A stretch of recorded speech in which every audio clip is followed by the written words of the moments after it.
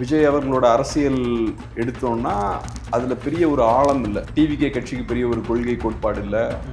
கட்சி ஆரம்பிச்சதுக்கப்புறம் பெரிய அரசியல் செயல்பாடு இல்லை. அதில் ஏகப்பட்ட குழப்பங்கள் இருக்கு. ஸோ அந்த வகையில் மாநாடு அஃப்கோர்ஸ் நடத்த போகிறாங்க. அந்த மாநாடு பெரிய வீரியமிக்க ஒரு மாநாடாக இருக்குமான்னா அதில் எனக்கு நிறைய சந்தேகங்கள் இருக்குது. ஏன்னா கொள்கை இல்லைன்னு பார்க்குறேன், கொள்கை தெளிவு இல்லைன்னு பார்க்குறேன். இப்போ அவங்களோட கொள்கை என்னன்னு பார்த்தோன்னா தமிழ் தேசியமும் திராவிடமும் எங்களோட இரு கண்கள் அப்படின்ற மாதிரி ஸ்டார்டிங்கில் சொன்னாங்க. அப்படி ஒரு சித்தாந்தம் கிடையாது. தமிழ் தேசியம் வேற, திராவிடம் வேற, ரெண்டையும் சேர்த்து ஒரே தட்டில் வைக்க முடியாது. நடிகர் அப்படின்றதுக்காக அவருக்குன்னு ஒரு ஃபேஸ் வேல்யூ இருக்கும். அதுக்காக நிறைய மக்கள் வருவாங்க, ரசிகர்கள் வருவாங்க, கொஞ்சம் ஓட்ஸும் வரும். ஆனால் கொள்கை கோட்பாடு இல்லைன்னா அரசியலை நீடித்து நிற்க முடியாது. வரைக்கும் எத்தனை போராட்டம் பண்ணியிருக்காருன்னு நினைக்கிறீங்க? சமீபமாக அஜித்குமார் கூட போராட்டம் நடத்தினாரு. நல்லா போனால் ஒரு 10 போராட்டம் பண்ணியிருப்பாரா? 5-10 போராட்டம் பண்ணியிருப்பாரா? கம்மியாக தான் இருக்குது. ஸோ 1008 பிரச்சனை தமிழ்நாட்டில் இருக்குது. எதுவும் பண்ணாமல் அப்படியே அமைதியாக இருக்கீங்க. எல்லாரும் உங்கள் மேலே அழுத்தம் போடுறாங்க.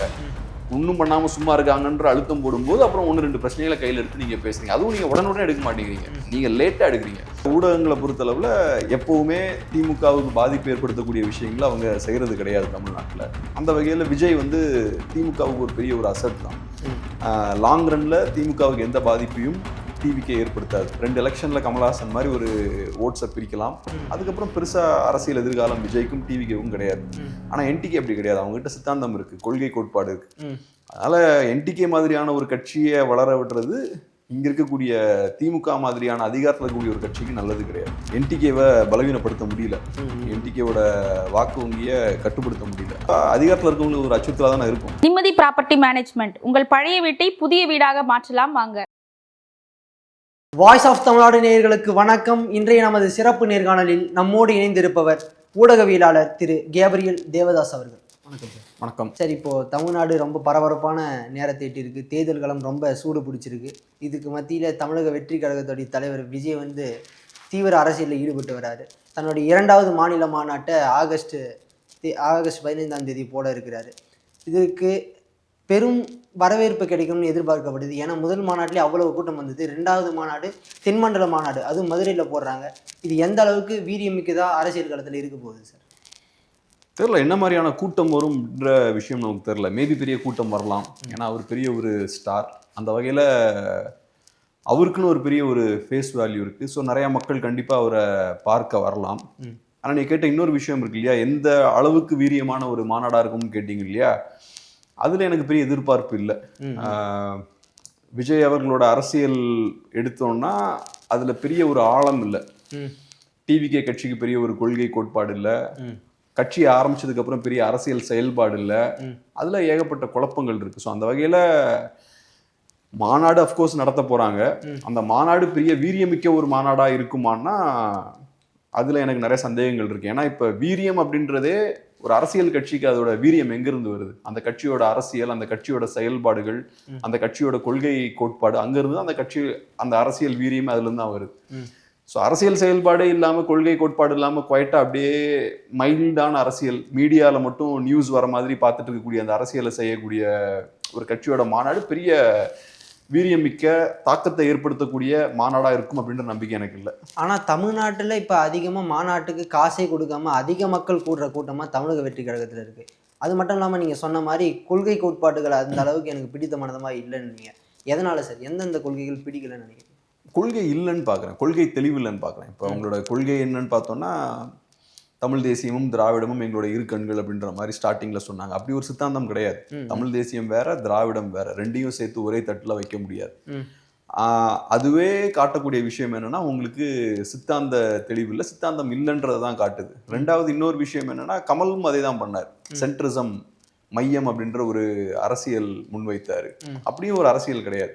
ஸோ நடிகர்களை பொறுத்தளவில் சினிமாவை கையாளுறது மாதிரி அவங்க அரசியலையும் கையாளுறாங்க. அப்போ இந்த மாதிரியான கொள்கை கோட்பாடுகளை வச்சு ரொம்ப நாள் அரசியல் களத்தில் நீடிக்க முடியாது அப்படின்னு சொல்கிறீங்க? நீடிக்க முடியாது. ஃபர்ஸ்ட் எலெக்ஷனில் நடிகர் அப்படின்றதுக்காக அவருக்குன்னு ஒரு ஃபேஸ் வேல்யூ இருக்கும்.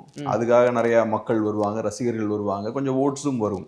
ஆனால் கொள்கை கோட்பாடு இல்லைன்னா அரசியலை நீடித்து நிற்க முடியாது. இன்னைக்கு அரசியலில் நீடித்து நிற்கக்கூடிய தலைவர்களாக இருக்கலாம், இல்லைன்னா பெருந்தலைவர்கள் அவங்க காலமாகி பல ஆண்டுகள் ஆனதுக்கப்புறமும் இன்னைக்கு அவங்க நிலைத்து நிற்கிறாங்க மக்கள் மனசில்.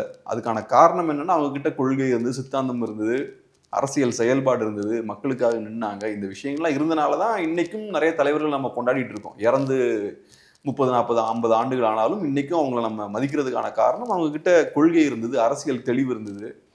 அதெல்லாம் இல்லாம இருந்தா அரசியல் நீங்க ரொம்ப நாள் நிக்க மாட்டீங்க, டக்குன்னு காணாம போயிருவீங்க. அரசியலில் காணாமல் போயிடுவீங்க அப்படின்ற மாதிரி சொன்னீங்க. இப்போ போராட்டங்கள்லாம் அதுக்கான முன்னெடுப்புகள் நடத்திட்டு வராரு. எவ்வளவு ஹெக்டிக்கான சூழல் இருந்தாலுமே கூட போராட்டத்தில் கலந்துகிட்டு இருக்காரு, நிர்வாகிகளை சந்திக்கிறாரு. நான் வந்து அரசியலை விட்டுலாம் வெளியேற போகிறது கிடையாது, இதுதான் முழு நேரமாக ஆக்க போகிறேன், இதை மக்கள் பணி தான் மகேசன் பணி மாதிரி நான் கருதி செய்ய போகிறேன், என்ன வெற்றி தோல்வி வந்தாலும் உங்களை நம்பி இறங்குறேன் அப்படின்ற மாதிரி பேசியிருக்காரு. அதை பற்றி என்ன நினைக்கிறீங்க? இது வரைக்கும் எத்தனை போராட்டம் பண்ணியிருக்காருன்னு நினைக்கிறீங்க? சமீபமாக அஜித்குமார் கூட போராட்டம் நடத்தினாரு. நல்லா போனால் ஒரு 10 போராட்டம் பண்ணியிருப்பாரா? 5-10 போராட்டம் பண்ணியிருப்பாரா? கம்மியாக தான் இருக்குது. ஸோ கட்சி ஆரம்பித்து ஒரு 1-2 வருஷம் ஆச்சுன்னு நினைக்கிறேன். அதில் உங்களோட அரசியல் செயல்பாடுன்னு பார்த்தோம்னா ஒரு 5-10 போராட்டங்கள் மேபி நீங்கள் பண்ணியிருப்பீங்க. ஓவராலாக உங்கள் செயல்பாடு ரொம்ப குறைவு தான். நீங்கள் வெளியே அரசியல் ரீதியாக வெளியே வந்ததே ரொம்ப குறைவு தான். இப்போ நீங்கள் எது கட்சி ஆரம்பிக்கிறீங்க? முதல்ல கட்சி ஆரம்பிக்கிறதுக்கான காரணமே என்னன்னா, தமிழ்நாட்டில் நிறைய பிரச்சனைகள் இருக்கு, அந்த பிரச்சனைகளை நம்ம வெளியே கொண்டு வரணும், மக்களுக்கு இந்த பிரச்சனைகள்ல இருந்து ஒரு தீர்வு காணணும் அப்படின்றதுக்காக தான் நீங்க கட்சியை ஆரம்பிக்கிறீங்க. 2 திராவிட கட்சிகளும் சரியில்லை, இருக்கக்கூடிய தேசிய கட்சிகளும் சரியில்லை, புதுசா ஒரு கட்சி தேவை. திராவிட கட்சிகளும் சரியில்லைன்னு சொல்லல, திமுக மட்டும்தான் சரியில்லைன்ற மாதிரி பேசியிருக்காரு. திமுக பாஜக மட்டும்தான் எங்களுக்கு எதிரி, அதிமுக கிட்ட சைலண்ட் தான் மெயின்டைன் பண்றாரு. 2 திராவிட கட்சிகளும் சரி இல்லைன்றதான் அவரோட ஸ்டாண்ட். அதனால தானே கட்சி ஆரம்பிக்கிறாரு. ஆனா அதிமுக பேசுன மாதிரி எங்கேயும் அதிமுக நல்ல கட்சியா இருந்தா அங்க போய் சேர்ந்துடலாம் இல்லையா? அப்ப புது கட்சிக்கான தேவையே இல்லைல்ல. ஸோ அவர் புதுசா ஒரு கட்சி ஆரம்பிக்கிறாருனாலே இந்த கட்சிகள்லாம் சரியில்லை, அதுக்காக தான் நான் புது கட்சி ஆரம்பிக்கிறேன் அப்படின்றதான் பொருள். அதிமுக ஒரு விமர்சிக்கலன்னா அது எலெக்ஷன் ஸ்ட்ராட்டஜி. அது இப்போ எப்படி அதிமுக அவர் விமர்சிக்க முடியாது, ஏன்னா இப்போ அவரோட அரசியலே என்னன்னா திமுக எதிர்ப்பு தான் அவரோட அரசியல். இப்போ அதிமுகவோட வாக்குகள் டிவிகேவுக்கு வரணும்னா திமுக எதிர்த்து தானே அரசியல் பண்ணணும். திமுக எதிர்த்து அரசியல் பண்றதுதானே அதிமுக வாக்காளர்கள் விரும்புவாங்க. ஏன்னா அவங்க அதிமுக வாக்களிக்கிறது அதுக்காக தானே, திமுக எதிர்க்கணுன்றதுக்காக தான். ஸோ அந்த அரசியலை விஜய் கையில் எடுத்தாருன்னா அதிமுக வாக்குகள் இங்க வரும் இல்லையா? ஸோ அதனால அவரோட அரசியல் ஸ்ட்ராட்டஜி அது. பட் இப்போ நீங்க ஒரு புது கட்சி ஆரம்பிக்கிறீங்கன்னா அது காரணம் என்ன? மற்ற கட்சிகள்லாம் சரியில்லை, அதனால தான் ஒரு புது கட்சி ஆரம்பிக்கிறேன். ரைட்டு, புது கட்சி ஆரம்பிச்சாச்சு. ஆரம்பிச்சதுக்கு அப்புறம் நீங்க என்ன பண்றீங்க? ஒண்ணுமே பண்ணாம சத்தமே இல்லாம அமைதியா உட்காந்துருக்கீங்க. அதை எப்படி புரிஞ்சுக்கிறது? ஸோ புது கட்சி ஆரம்பிச்சதுக்கு காரணம் நிறைய பிரச்சனைகள் மக்களுக்கு இருக்கு, அந்த பிரச்சனைகளுக்கு நம்ம தீர்வு கொடுக்கணும் அப்படின்றதுக்காக தான் ஆரம்பிக்கிறீங்க. அப்ப கட்சி ஆரம்பிச்சதுக்கு அப்புறம் மக்களோட பிரச்சனைகள் எல்லாம் கையில் எடுக்கணும்ல. 1008 பிரச்சனை தமிழ்நாட்டுல இருக்கு, எதுவும் பண்ணாம அப்படியே அமைதியா இருக்கீங்க, எல்லாரும் உங்க மேல அழுத்தம் போடுறாங்க, ஒன்றும் பண்ணாம சும்மா இருக்காங்கன்ற அழுத்தம் போடும்போது அப்புறம் 1-2 பிரச்சனைகளை கையில் எடுத்து நீங்க பேசுறீங்க. அதுவும் நீங்க உடனுடனே எடுக்க மாட்டேங்கிறீங்க, நீங்க லேட்டா எடுக்கிறீங்க. அஜித்குமாரோட கஸ்டோடியல் டெத்தை பொறுத்தளவுல எடுத்தோன்னே அதை கையில் எடுக்கலையே, லேட்டாக தான் கையில் எடுக்கிறாங்க. இப்போ நீங்க நிஜமாவே அக்கறை உள்ள ஒரு தலைவராவோ ஒரு நல்ல ஒரு கட்சியா இருந்தீங்கன்னா நிறைய நேரங்களில் மக்களுக்கு பிரச்சனை இருக்கிறதே தெரியாது. நீங்க தான் சொல்லிக் கொடுக்கணும், இது பிரச்சனை, இதை வெளியே கொண்டு வரதெல்லாம் நீங்க தான் கொண்டு வரணும். அஜித்குமாருக்கு ஒரு பிரச்சனை வருதுன்னா நீங்க தான் முதல்ல வந்து நிக்கணும். நீங்களும் திமுக அதிமுக பாஜக காங்கிரஸ் மாதிரி தான் மெதுவாக தான் செயல்படுவேன், பெருசா டக் டக்குலாம் வரமாட்டேன்னா அப்புறம் அதுக்கு எதுக்கு பெரிய ஒரு புது கட்சி எதுக்கு? இப்போ சமீபமாக சொல்லியிருக்காரு ஆட்சியில் பங்கு, அது தொடங்கும் பொழுதே சொல்லிட்டாரு, ஆட்சியில் பங்கு கொடுப்போம் எங்களுடைய கூட்டணி கட்சிகளுக்கு அப்படின்னு, வெறும் சீட்டு மாத்திரம் கொடுக்க மாட்டோம் அப்படின்ட்டு. இது எந்த அளவுக்கு மற்ற கட்சியினுடைய பலமான திமுகவுடைய பலமான கூட்டணியோ இங்கே காங்கிரஸ் வர்றதுக்கான வாய்ப்பு இருக்குது, ஏன் அங்கே ஒட்ட வேண்டிய அவசியம் அங்கே கிடையாது. அதே மாதிரி விடுதலை சிறுத்தைகள் வரமாட்டேன்னு சொல்லிட்டாங்க, சிபிஐ சிபிஎம்லாம் இருக்குது. இப்போ இந்த மாதிரியான கூட்டணி கட்சிகளுடைய கூட்டணி உடைக்கிறதுக்கான முயற்சியாக இருக்குமா? ஒருவேளை இனிமேட்டு அந்த கூட்டணி கட்சிகள் உடஞ்சி தமிழக வெற்றி கழகத்துக்கு வரும்னு நினைக்கிறீங்களா? வருவதற்கான வாய்ப்புகள் ரொம்ப கம்மி. அதிமுக திமுகவோட சேர முடியல அப்படின்ற சூழல் ஏற்படும் போது 1-2 கட்சிகள் வேணா கடைசியா தாவேகா கிட்ட வரலாம். அதை தாண்டி தாவேகா கிட்ட வரத ஃபர்ஸ்ட் ப்ரையாரிட்டியா யாரும் வச்சிருக்க மாட்டாங்க. அதுக்கான காரணம் என்னன்னா, தாவேகாவுக்கு மேபி ஒரு 5-10% ஓட்டு இருக்கலாம். 5-10% ஓட்டு இருந்தா உங்களால சீட்ஸ் எல்லாம் ஜெயிக்க முடியாது. 20-22ன்றாங்க. யாரு சொல்றா? அவருடைய ரசிகர்களாக இருக்கட்டும், கருத்து கணிப்புகள். சினிமாவில் யார் சொல்கிறா? நானே சொல்லிக்கிட்டேன்ற மாதிரியா? நமக்கு வந்து என்னன்னா ரிசல்ட் வந்தால் தானே நமக்கு முடிவு தெரியும். ஸோ இப்போதைக்கு அவரே சொல்லிக்கிறாரு. அவருனா அவங்க கட்சிக்காரங்க சொல்லிட்டு இருக்காங்க, இந்த கருத்து கணிப்பு அந்த கருத்து கணிப்புன்னு சொல்கிறாங்க. கருத்து கணிப்புகள்லாம் சாதாரணமாக நீங்களே அந்த கருத்து கணிப்புகளெல்லாம் மேனிப்புலேட் பண்ணலாம். இப்போ ஒரு ஊடகத்தோட நீங்கள் பேசி ஒரு அக்ரிமெண்ட்டுக்கு வந்தீங்கன்னா உங்களுக்கு பிடித்தமான கருத்து கணிப்புகளெல்லாம் நீங்கள் கொண்டு வரலாம். அவங்க எப்படி எடுத்தாங்க, என்ன மாதிரியான மெத்தடை யூஸ் பண்ணாங்க, அதெல்லாம் நமக்கு தெரியாது. ஸோ அதனால் அவர் முதல்ல எலெக்ஷனில் நிற்கட்டும், ஓட் ஷேரை ப்ரூவ் பண்ணட்டும். 20%லாம் கண்டிப்பாக வாய்ப்பு இல்லை. முதல் எலெக்ஷன்லேயே 20% ஒரு கட்சியால் வாங்க முடியாது. ஒரு ஸ்டாராக இருக்கலாம், ஆனாலும் 20% வாங்க முடியாது. முதல்ல நீ அரசியலே பண்ணணும்ல, அரசியலே பண்ணாமல் 20% ஓட்டு நாங்கள் வாங்குவோம்னா என்ன இது? தேர்தல் காலத்தில் எத்தனை முனை போட்டிகள் வீரியமாக இருக்கும்னு நினைக்கிறீங்க சார்? இந்த கட்சியெல்லாம் ரொம்ப ஆதிக்கம் செய்யும், எத்தனை முனை போட்டிகள் நடக்கும்னு நினைக்கிறீங்க? 4 முனை போட்டி. ஒரு சைடில் டிஎம்கே அலைன்ஸ், இன்னொரு சைடில் ஏடிஎம்கே அலைன்ஸ், அப்புறம் என்டிகே, அப்புறம் டிவிகே. 4 முனை போட்டி. நீங்கள் என்டிகேன்னு சொன்னதுனால கேட்குறேன், நீங்கள் அதனால தான் இந்த கேள்வியை கேட்டேன், 4 முனை போட்டின்னு சொல்கிறீங்கன்னு பார்க்குறதுக்கு.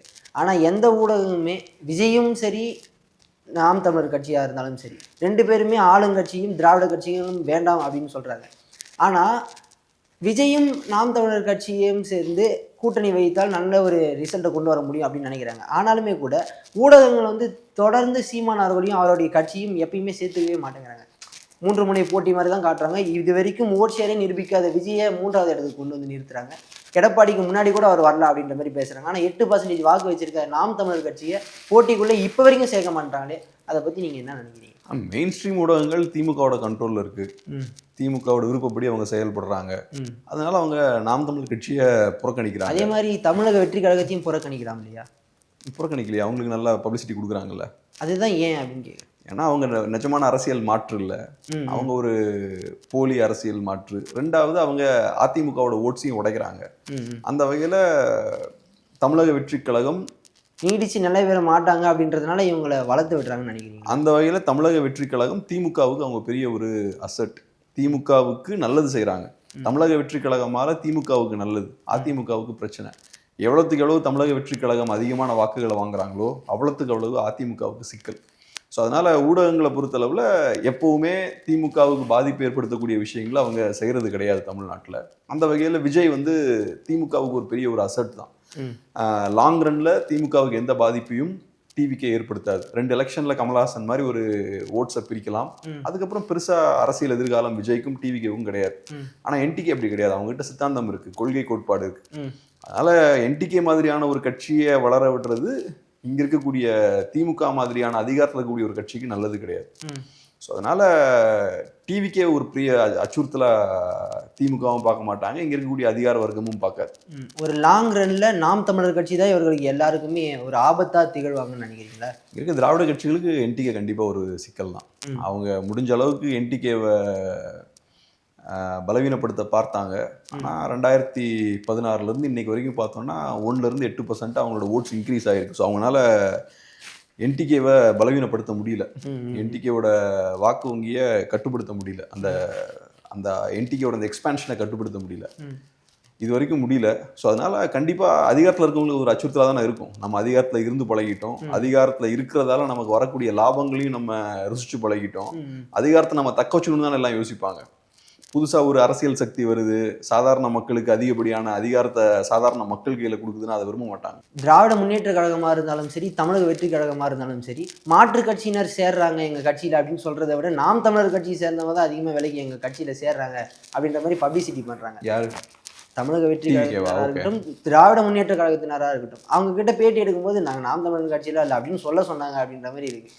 இதெல்லாம் இந்த மாதிரியான ஸ்ட்ராட்டஜிலாம் திமுக கையாளுறது பெரிய ஆச்சரியம் கிடையாது. ஆனால் தமிழக வெற்றி கழகமும் அது ஏன் செய்யுது அப்படின்னு நினைக்கிறீங்க? தெரியல, மேபி 1-2 பேர் போய் சேரலாமா இருக்கும், நமக்கு தெரியல அது என்னன்னு. ஆனால் நம்மகிட்ட இருக்க டேட்டா படி பார்த்தோம்னா என்டிகேலேருந்து எல்லாம் வெளியே போகிறாங்கன்னா அவங்களோட ஓட் ஷேர் கம்மியாக இருக்கணும். ஆனால் அவங்களோட ஓட் ஷேர் ஒவ்வொரு எலெக்ஷன்லையும் இன்க்ரீஸ் தான் ஆகுது. ஸோ ஒரு சைடில் 4 பேர் வெளில போனாலும் 10 பேர் உள்ள வராங்கன்னு தானே அர்த்தம். அவங்களோட ஓட் ஷேர் அதனால தான் இன்க்ரீஸ் ஆகுது. கட்சி நேற்றை விட இன்னைக்கு ஸ்ட்ராங் ஆகுது. சோஷியல் மீடியாவில் அவங்களோட ப்ரெசன்ஸ் வந்து இன்க்ரீஸ் ஆகிருக்கு. பெரிய பெரிய கூட்டங்கள் போடுறாங்க, நேற்றை விட இன்னைக்கு பெரிய கூட்டங்கள் போடுறாங்க. எனக்கு நல்லா ஞாபகம் இருக்குது, முன்னாடிலாம் ஒரு 10 வருஷத்துக்கு முன்னாடிலாம் அவங்க போடக்கூடிய கூட்டங்கள்லாம் பார்த்தோன்னா ரொம்ப சின்ன லெவலில் இருக்கும். 50-100 பேர் உட்காந்து பேசிகிட்டு இருப்பாங்க. இன்னைக்கு பார்த்தா பெரிய பெரிய கூட்டங்கள்லாம் போடுறாங்க. ஸோ அந்த கட்சி இப்போ வேகமாக வளருது. மேபி 1-2 பேர் கட்சி விட்டு வெளில போவாங்களா இருக்கும்.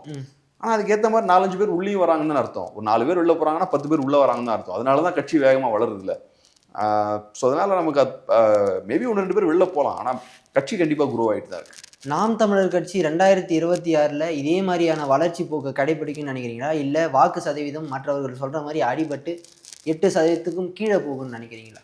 எனக்கு உறுதியாக சொல்ல முடியல. நான் 2024 நான் முன்வைத்த கணிப்பு தவறாக தான் இருந்தது. நான் ஒரு 6-7% எடுப்பாங்கன்னு நினச்சேன். 8 வாங்கிட்டாங்க. அது என்னோட கணிப்பு ஏன் அந்த மாதிரி இருந்ததுன்னா 2024ன்றது பிரைம் மினிஸ்டருக்கான எலெக்ஷன், அது லோக்சபா எலெக்ஷன்ஸ். அதில் ஏடிஎம்கேவுக்கே பெரிய ரோல் கிடையாது, ஏன்னா அவங்ககிட்ட பிஎம் கேண்டிடேட் இல்லை. அப்படி இருக்கும்போது என்டிகே ஒரு சிறிய கட்சி தான், அவங்களுக்கு பெரிய ரோல் இருக்காது, அந்த கட்சிக்கு ஓட் போட்டால் ஓட்டு வேஸ்ட் அப்படின்ற மாதிரி மக்கள் பார்ப்பாங்கன்னு நான் நினச்சேன். பட் இருந்தாலும் 6ல இருந்து 8 அவங்களோட ஓட் ஷேர் வந்து இன்க்ரீஸ் ஆச்சு. 8 வாங்கினது பெரிய விஷயம் 2024 நாடாளுமன்ற தேர்தலில். ஆமாம். ஸோ அதனால இந்த எலெக்ஷன்லையும் பார்க்கும்போது டஃப்பாக இருக்கும் அப்படின்றது தான் என்னோட பார்வை. ஏன்னா உயரும்னு நினைக்கிறீங்க? ஏன்னா இப்போ ஒரு சைடில் விஜய்ன்ற புது அரசியல் பிளேயர் உள்ள வந்திருக்காரு, அவரும் திமுக எதிர்ப்பு வாக்குகளை தான் குறி வைக்கிறார். என்டிகே குறி வைக்கக்கூடிய அதே வாக்கு வங்கியை தான் அவரும் குறி வைக்கிறார். அதனால களத்தில் போட்டி அதிகமாக இருக்க போகுது. ஏடிஎம்கே ஸ்ட்ராங்காக சண்டை போடுவாங்க, போன தடவை விட ஸ்ட்ராங்காக சண்டை போடுவாங்க. இந்த தடவை ஏடிஎம்கே பாஜக அலைன்ஸும் உருவாயிருச்சு. ஸோ இப்போ நேற்று இருந்ததை விட 24 இருந்ததை விட அதிமுக இன்னைக்கு ஸ்ட்ராங்காக இருக்காங்க. ஏன்னா பாஜக அவங்க உள்ளே சேர்ந்துட்டாங்க. அதிமுக வீக்காக இருக்கும்போது அதிமுக வாக்குகள் செதறுவதற்கான வாய்ப்பு இருக்குது. ஆனால் அதிமுக இப்போ கொஞ்சம் ஸ்ட்ராங் ஆயிருக்கு. அது போக இது வந்து assembly elections. So assembly election வரும்போது அதிமுகவுக்கும் அட்வான்டேஜ் இருக்குது, என்டிகேவுக்கும் அட்வான்டேஜ் இருக்குது, லோக்கல் இஷ்யூஸ்லாம் எடுபடும். ஸோ இந்த மாதிரி நிறைய ஃபேக்டர்ஸ் இருக்குது. ஆனால் ஒன்று என்னென்னா கண்டிப்பாக போட்டி அதிகம். டிவிகேன்ற புது பிளேயர் இப்போ உள்ளே வந்திருக்காங்க. அவங்க ஒரு 5% ஓட்டு வாங்கினாங்க கூட அது யாரோட ஓட்டாக இருக்கும்னா மோஸ்ட்லி அதிமுக, என்டிகே, பாஜக இந்த கட்சிகளோட வாக்கு தான். ஸோ அப்படி இருக்கும்போது அதையும் மீறி என்டிகே வந்து வளர்றதுக்கான வாய்ப்புலாம் இருக்குது. அதையும் மீறி அவங்க நிறைய வாக்குகள் வாங்குவதற்கான வாய்ப்புலாம் இருக்குது. எத்தனை பர்சன்டேஜ் வாங்குவாங்கன்னு ஒரு தெரில, எனக்கு தெரில. அதான் நான் சொன்ன மாதிரி நான் ஏற்கனவே 6 வரும்னு நினச்சேன், அதுவே தப்பாக தானே போச்சு. என்னை பொறுத்தளவு 8 வாங்கினா கூட நல்ல நம்பர் தான். போன தடவை வாங்கின நம்பர் அப்படியே தக்க வைத்தால் அதுவே பெரிய வெற்றி தான். அதை தாண்டி 10-12 வாங்கினா பெரிய வெற்றி, மிகப்பெரிய வெற்றியாக இருக்கும்.